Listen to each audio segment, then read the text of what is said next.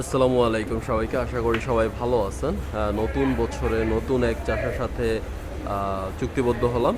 ওনাকে দাদন দেওয়া হচ্ছে, দেখতে পাচ্ছেন।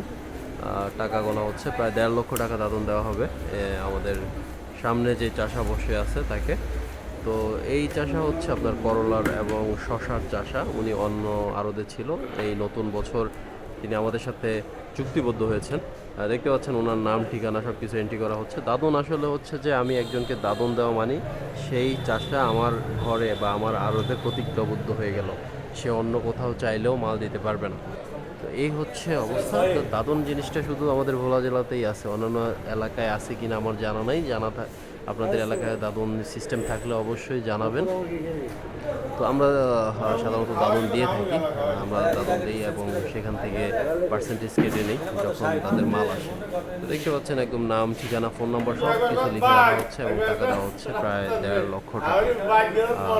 এই বছরের শুরুতেই, বাংলা বছরের শুরুতেই তাকে দাদন দেওয়া হচ্ছে। তো যত বছর উনি আমাদের সাথে কাজ করবে তত বছর আমাদের মাল দিতে থাকবে। যখন করার ইচ্ছা থাকবে না তখন আমাদের এই টাকাটা ব্যাক করে তিনি অন্যান্য আড়তে যাবে। এই হচ্ছে অবস্থা।